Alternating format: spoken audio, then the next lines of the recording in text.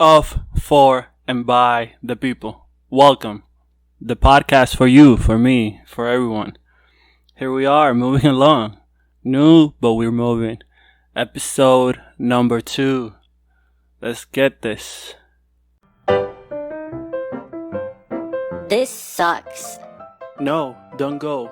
Stay. Just listen for a little bit. Isn't this just another scam? No, it's not a scam, I promise. Just listen. Okay, I'ma listen. But this better be good. I promise. Just listen for a little bit.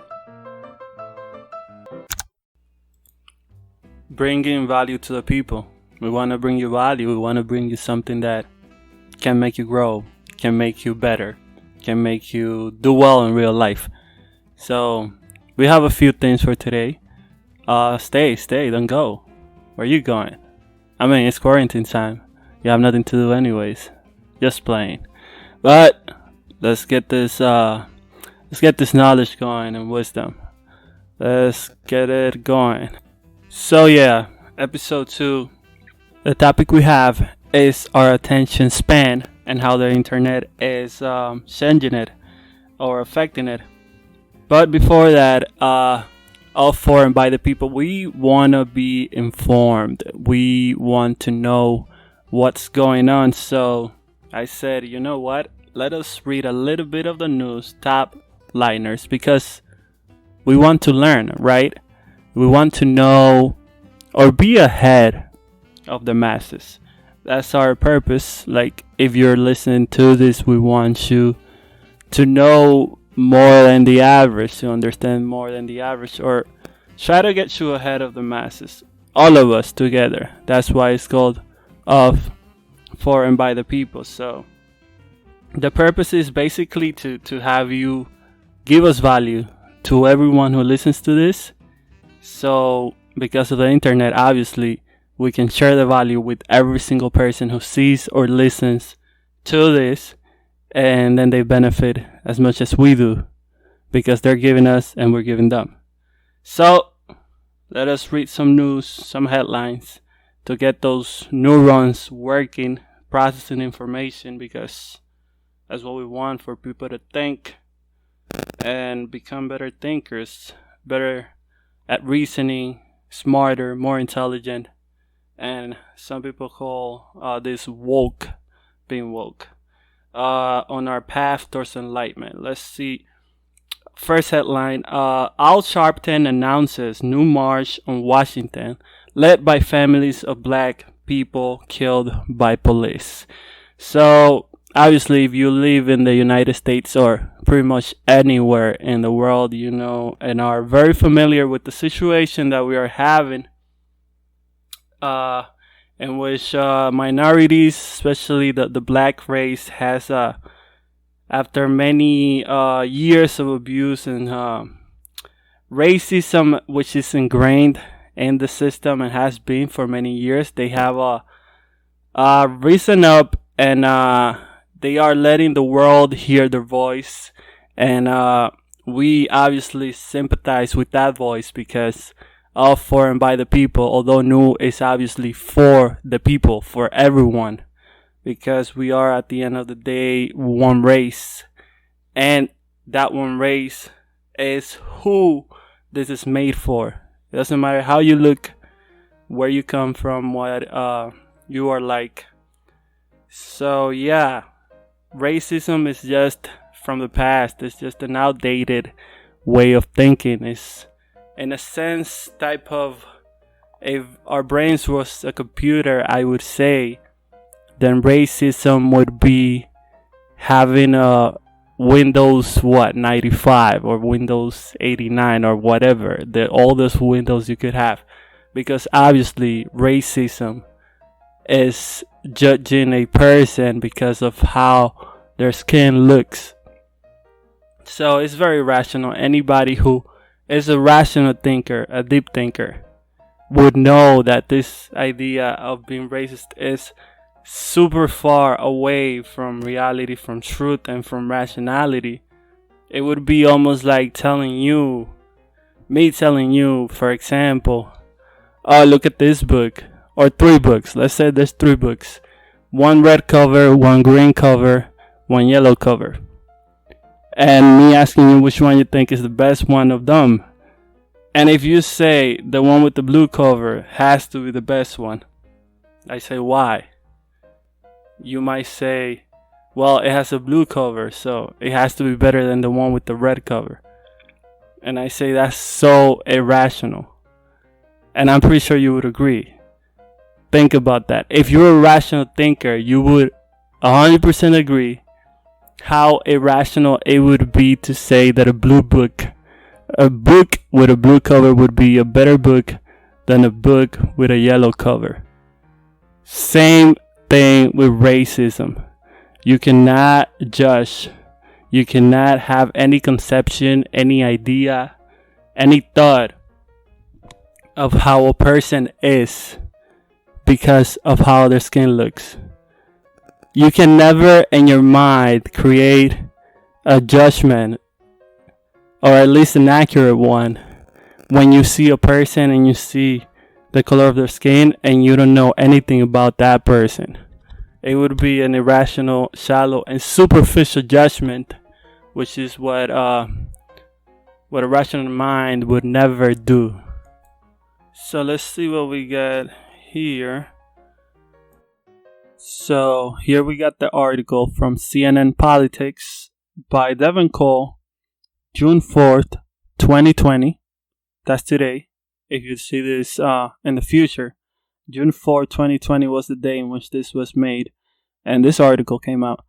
The Reverend Al Sharpton announced Thursday that he's organizing a march on Washington in late August to mark the 57th anniversary of the historic demonstration for civil rights, as protests over the death of George Floyd sweep the nation. Sharpton said the event will be led by the families of black people who have died at the hands of police officers, including Floyd's family. Sharpton made the announcement while speaking at Floyd's memorial service on Thursday. On August 28, the 57th anniversary of the March on Washington, we're going back to Washington, Sharpton said as he delivered a eulogy for Floyd, a black man who was killed last week by a white police officer, as we all know and as we all have seen in the video. Sadly devastating. In Minneapolis during the memorial service. We're going back to this August 28 to restore and recommit that dream of Dr. Martin Luther King Jr. We need to go back to Washington and stand up black, white, Latino, Arab in the shadows of Lincoln and tell them this is the time to stop this, Sharpton said. Well, what a great statement. What a great plan. There's an organization. They're planning to organize themselves 2 months ahead from now, June, July, August. 2 months. So this march, hopefully very, very peaceful, should bring together people from all races, people from all social classes, and remember all the fights, all the struggles we have had throughout history in the world to bring social justice, equality, and peace. Now, this movement, in the way they are announcing it and the names which are announcing it, should bring a strong message to the nation and mark history forever. Like, at this time, with all we have seen, with the movement as intense as it has been lately, Black Lives Matter and Blackout Tuesday and all the voices which, thanks to the internet as well, and technology, we have been able to express all of our thoughts. Everyone has been given the opportunity to have a strong voice, to have their opinions somehow be exposed to the masses and somehow have an effect on society. Now that we are evolving as a race, I believe that with this march and this movement, this should be finally the end of a racist society, of systematic racism or racism in any form or manner. I believe it's a very outdated form of thinking, very outdated form of reasoning, which came from most likely the parents, grandparents, great grandparents of those who feel and believe and think in racist ways. But we almost acknowledge that right now we are advanced. We are in the 21st century. We don't have that ignorance which existed way back, which still does not provide a reasoning or excuse for injustice and immorality. But still, nevertheless, today more than ever, with we have the internet, we have education, we have smartphones, we have TV, radio. You don't have to go to college to educate yourself. We have hundreds of millions of books everywhere. And we understand that generations in the past didn't have this. And again, that doesn't justify. But nowadays, this new generation, it would be so superficial to think in racist ways because of all the knowledge, all the enlightenment, which is where we want to go, and all the education that we have received throughout history. And now with this movement, I believe every single person can come to the conclusion that racism is outdated and is a mistake of humanity, or a group from humanity for many years, a mistake that has impacted humanity throughout history. And today, June 4th, 2020, we are trying to finally evolve and come out of that way of thinking. Like way back, they thought and believed a lot of things. Or think of going super way back to the times when people thought that lightning and thunder meant that they had done something wrong in the earth or the universe. The gods were kind of punishing or about to punish the earth whenever they saw lightning. Today we don't believe in that anymore because we know we have evolved as a society, as humans, and we are at a point in which we know very well that our ancestors were super, super wrong and so far away from the truth. And I believe that's the same case with racism. Our ancestors, whoever had ancestors who were racist, were so far away from the truth. We're so ignorant, outdated, and irrational, and we don't want to be that, because ignorance and irrationality never gives a good result for us as a race, as the human race, the only one race. So there we have it. I believe future generations are definitely not going to have a problem understanding how outdated and how not human racism is. So yeah, that shouldn't be a problem. So now, next headline. Business Insider. A Twitter user was suspended for glorifying violence after posting exactly what Trump tweets. This was written by Paige Laskin, June 4th, 2020. The account Suspend the Press was made as an experiment to see whether Twitter would suspend someone for posting the same tweets as President Donald Trump. So, let's see. A Twitter user recently launched an experiment to see what action the platform would take if he started posting Donald Trump's controversial tweets word for word. It took only 3 days for Twitter to notice and suspend the user. The account Suspend the Press launched May 29 and started to post tweets identical to those sent on Trump's Twitter. The premise was simple. According to Bizarre Lazar, the Twitter user behind the account, see how long it would take Twitter to take action against them for violating platform policies. It took just 3 days for Twitter to flag one of the tweets from suspended press for violating its terms of service. Twitter temporarily suspended the account and forced the users to delete the offending tweet. The tweet in question mimics Trump's tweet in which he refers to protesters as thugs and says, "When the looting starts, the shooting starts." So yeah, there we have a portion of it.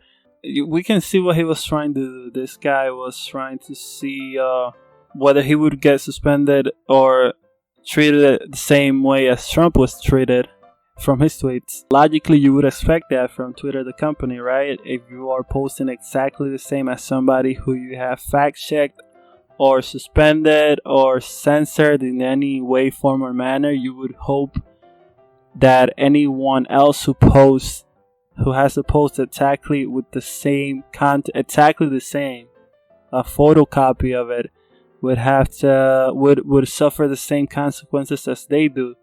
Now the big argument, obviously, is whether can a company like Twitter censor or stop you from expressing your thoughts or whatever you want to say. Are they interfering with your right for free speech? Or do they have a right as a private-owned company, to determine the rules on what you say and don't say on their site, especially when it would imply further negative consequences for their company and or the people that use their site and whoever is influenced by whatever is posted on Twitter. So the debate goes on. And let's see the second part. My intention was to see if things the president was saying coming from a civilian would be flagged. Bizarre Lazar told Business Insider, "Really, I wanted to simply see if Twitter would play favorites on speech and their terms." Obviously, a company like Twitter having so many people is gonna be that use Twitter and tweet every single day is gonna be hard to monitor. Hundreds of millions, maybe, of tweets every day. And this guy, I mean, if you're just any guy and you have like 10, 20 followers, then whatever you say on Twitter is not going to affect people that use Twitter as much as if you were the president of a country and have millions of followers. But anyways, it's a good experiment. It makes sense to try to see how the company would react, but we also have to take into account the influence of the person who is tweeting and how your influence affects the company and those who use the service. And so we have to wait and see what the authorities, the laws, the leaders of the country decide, and Twitter itself, because Twitter has great influence over our lives, everyday life in society, even if you don't use it. Obviously, whatever is posted on Twitter and retweeted and liked, people might start thinking that that's okay and that's good. But it doesn't mean it's okay and it's good, even if it has a lot of retweets and likes. And on the other side of the coin, the flip side, also the same thing applies in if people don't like or express negative thoughts, doesn't mean it's necessarily negative. I'm not saying that people don't like and express negative comments, thoughts is not negative. It could be very negative indeed. But we should take everything on Twitter with a grain of salt. That's the thing. And at the end of the day, we should fight, or not fight, but propose legislation, because at the end of the day, the government is of, for, and by the people, right? Like the podcast, the video. So we should be looking for things that are gonna help the people, that are gonna make things better, make life better, make society better for the people. So whatever Twitter and the government can do to make life better for the masses, that is what should be done. And that's what reasoning is required in that task. A lot of reasoning and deep critical thinking.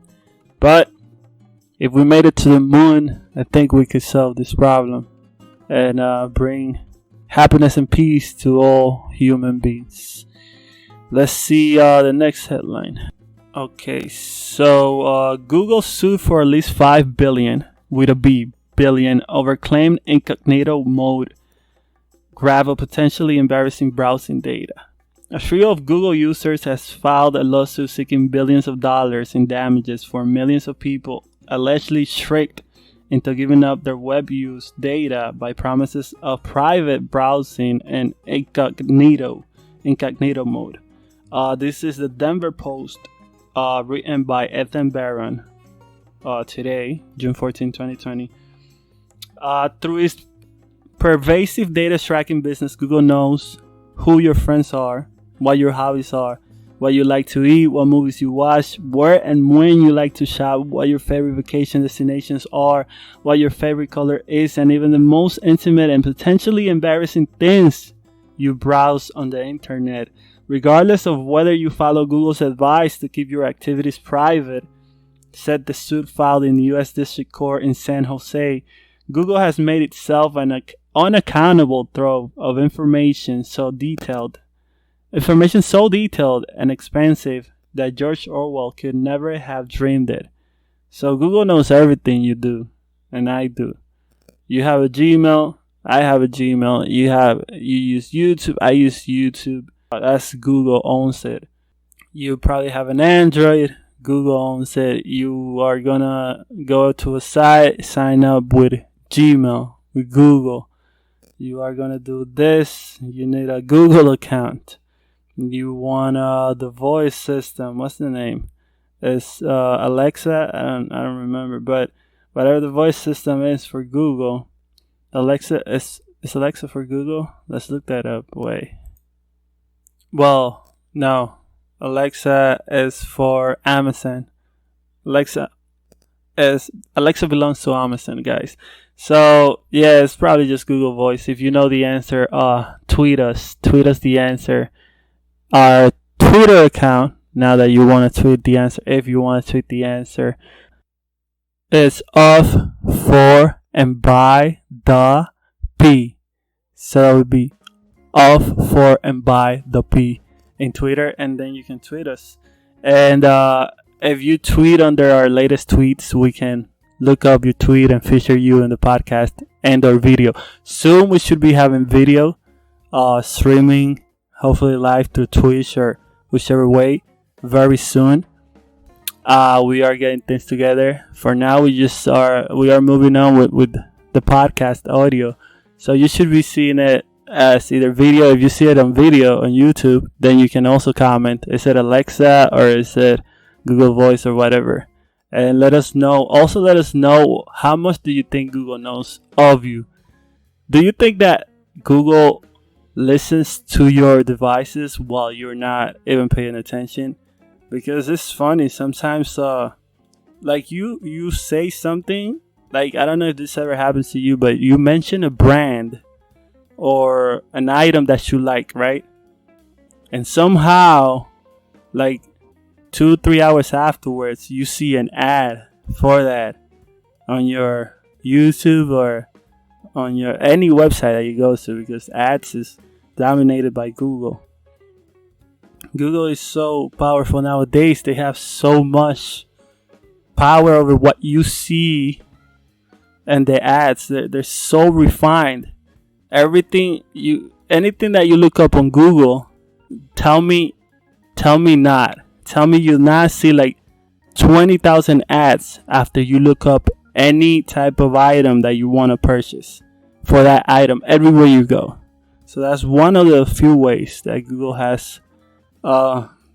They know us. They know every one of us. But that's technology nowadays. We got to find ways to survive.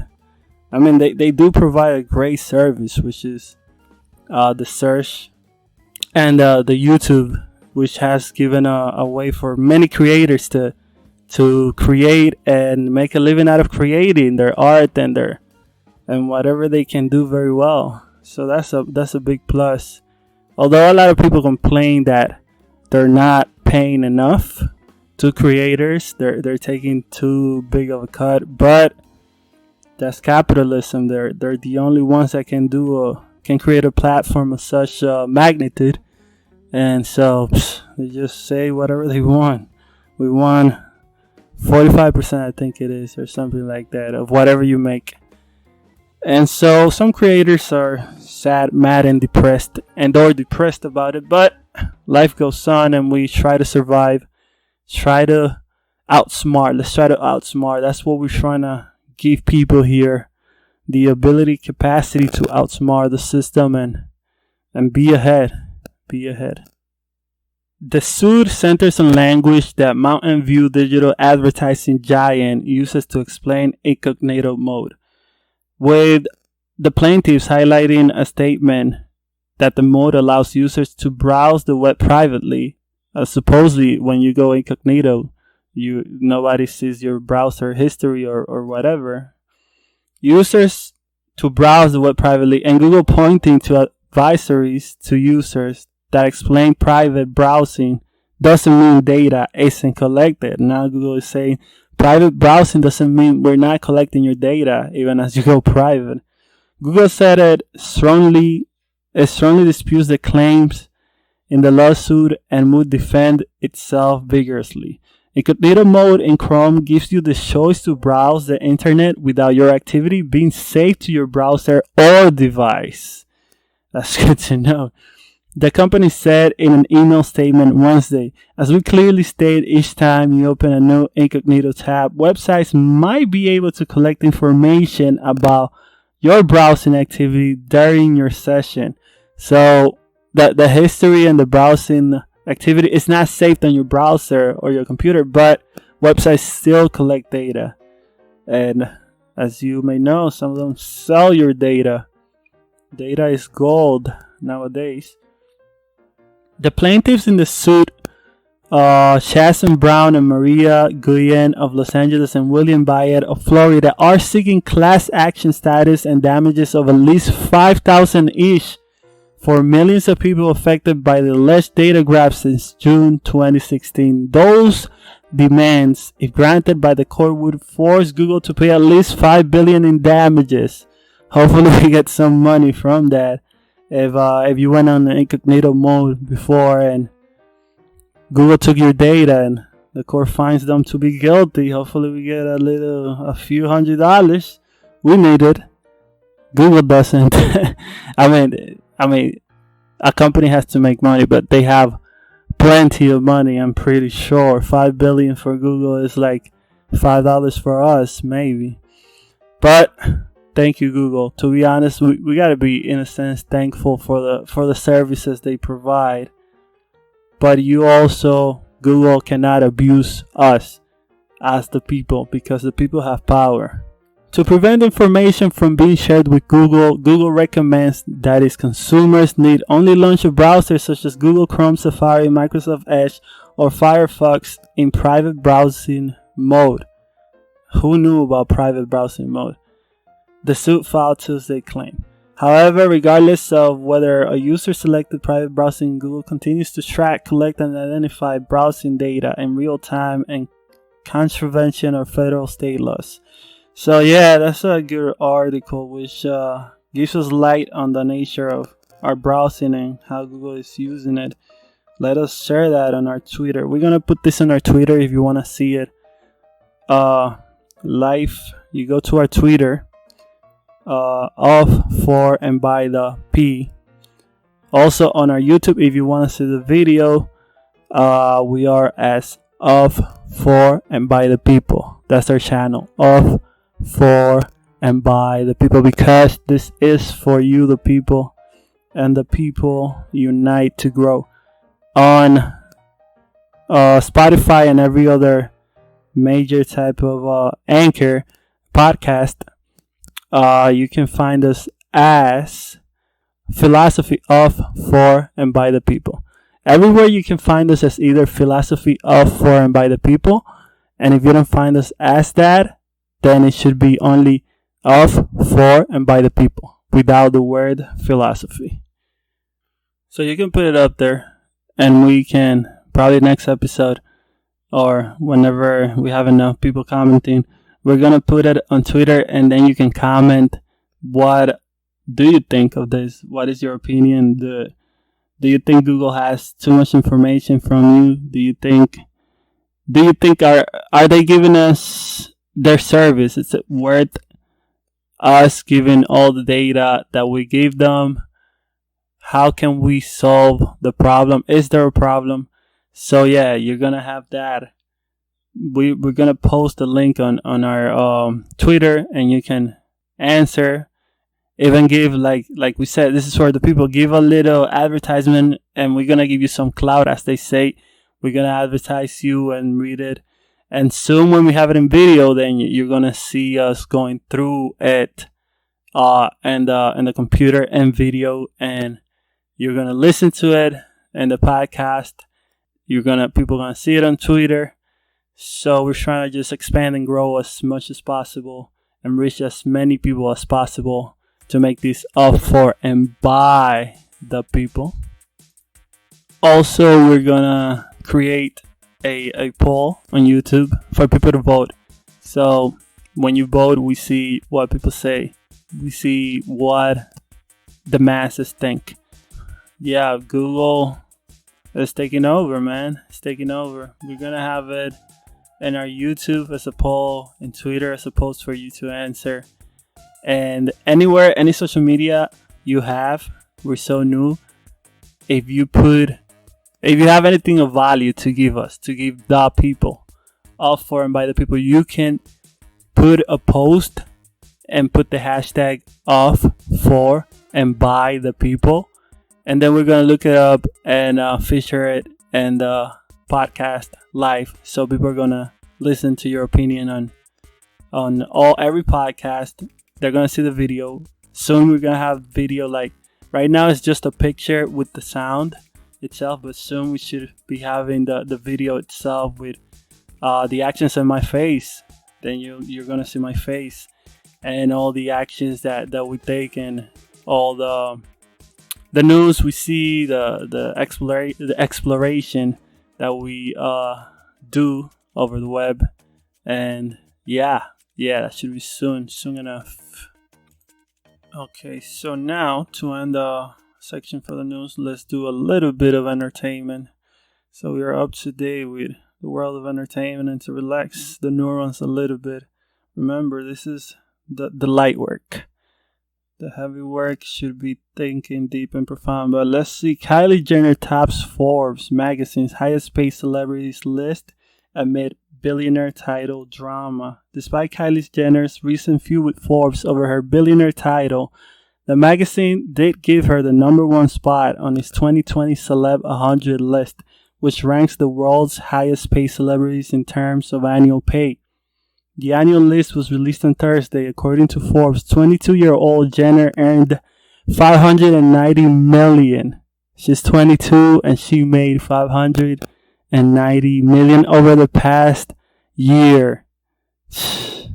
But if you're 22 and you're not making $590 million, that hurts, and that is it hurts to all of 99.9% of the population, which can mostly be attributed to Coty buying a 51% stake of Kylie Cosmetics last January. She sold it for $600 million, her company, which led to her earning $540 million pre-taxed. Shilling. $540 million for her company, age 22. Can you imagine? What a life. The magazine named Jenner's brother-in-law, 42-year-old Kanye West, who also previously publicly called out Forbes for initially not naming him a billionaire, as the second highest paid celebrity this year. According to the magazine, he earned $170 million over the past year, mostly due to his popular fashion line Yeezy. Forbes estimates his net worth to be $1.3 billion. This is coming from ET Entertainment. Antoinette Bueno. was written June 4, 2020. If you see this from the future, June 4, 2020, this is today. We're new, episode number 2. And hopefully we have many episodes, and you can come back in the future and be like, wow, look, that was their second episode ever. And now they have 1 million, hopefully. But yes, this girl is making a lot of money, and so is Kanye West. These people are making billions. In an interview with ET on Thursday, Forbes senior editor of media and entertainment Zach O'Malley Greenberg opened up about Jenner's presence on the list following all that drama. This is a list of earnings and not a net worth list, he explained. She's our number 1 this year in terms of annual earnings, and I would expect a very steep fall off next year because she sold the majority stake in Kylie Cosmetics, which was driving her wealth and fortune. Bow, she's set for life. So there you go. That's what they said. And she, well, I don't think you could say that of anyone. She's set for life. I mean, money is amazing, a great part of life, but are you set for life only because you have money? Or would you be able to be set for life even if you don't have millions? But you have love, family, friends, health, happiness. That's deep philosophical questions that we should all ask ourselves. Do you prefer billions or happiness? Billions or happiness? That's another poll question we're gonna have. Do you prefer billions or do you prefer happiness? And obviously, both is the way to go. But if you have to take one over the other, which one? So let's finish. We got a little caught up with the news, but let's go to Sheila Sek, which submitted a post with the opinion of this company, which believes in us. We give you thank you for supporting us, supporting this case, this movement. On Twitter, we had the topic of attention span. So Sheila Sek provided 2 posts on their Instagram account, IG account, at Sheila Sek. That's ChILLASEC. So that could be you too. Like, now we're going to see their post. They tagged us, Up For and By The People. We're on IG too. Our handle is Up For and By The People. And they put the hashtag, there we go, Up For and By The People. And the first post regarding our attention is the internet has created, they posted a picture with a message that says, the internet has created a whole industry that is constantly begging people for a second of their attention. Indeed true. The caption is, increase your attention span. If not, you could miss out. And that is very true. I agree absolutely 100% that if you don't pay attention, there's a lot of things you miss out on, and there's a lot of things you don't see. Think about when you were younger, a little boy, a little girl. Remember all those things that you never paid attention to, and now you see because you pay attention to them? Don't let the internet make your attention weak, because obviously nowadays we have a Sheila Sek says people, companies, videos, music begging for us to give them our attention. We might be getting used to, or we might made believe that things are gonna fight for our attention, that we can demand for things to grab our attention in the first 2-3 seconds, as social media has probably conditioned a lot of people. And the second post from Sheila Sek is nice waves, type of beach waves with a little foam on top, beautiful picture in the background. Sheila Sek search bar in the middle that says how to improve attention span, type of like searching on Google. Caption, pay attention. Definitely agree. Pay attention. Such a deep message in just 2 words. Pay attention. And the older you are, the more you understand this message. pay attention. And that's what Shilasek is telling us. Pay attention. And I agree and support this message. Pay attention. Let's make our attention span stronger, bolder, much more powerful. Let's be able to pay attention to a concept, to a thought for more than a few seconds. And all for and by the people is tagged, and they tagged us and the hashtag. And that could be you next episode or whenever we continue to grow. That could be you. Shilasek, go follow them. And also we will say your handle or your business or whatever you want to advertise, because this is for you, of, for, and by the people. This company Shilasek has believed in us before anyone. That we're a super, super, super early bird. And you could be a super early bird if you're seeing this today or tomorrow or next week. But if you're seeing this in the future, 10 years from now, this is just a message that everybody starts at one point, right? Hopefully if we grow, blow up, like Einstein himself had to learn how to add a 2 plus 2 at one point in his life. Usain Bolt had to learn how to walk at one point. The fastest man in the planet had to learn how to walk. So never stop. Never let your attention go down. Never let your attention die. Continue moving forward. And I think that's it for this episode. Hopefully you enjoyed. Hopefully you joined the family. Follow us. Subscribe, all for and by the people. Follow us on Twitter. Answer our polls on YouTube. Soon we should be streaming live from Twitch and then saving it to YouTube, and then in the podcast on Spotify, Anchor. So if we feature you, you're gonna be all over those places. And that's your ideas first. The most important is your ideas and your thoughts, and some clout to help you out and to help you grow, so we grow together. So that's pretty much it. Enjoy the rest of your day, night, or whatever time it is as you listen to this. Peace, take care, and goodbye. Wow, you were right. That was so good. I told you. I'm gonna join. Me too. Can you leave that music on? It sounds pretty good. You like it, right? Yeah, it's pretty good. Can you put the volume up a little bit? Yeah, I got you. Okay, I'll see you. Take care. Alright, bye. I'll see you next episode. Alright, take care.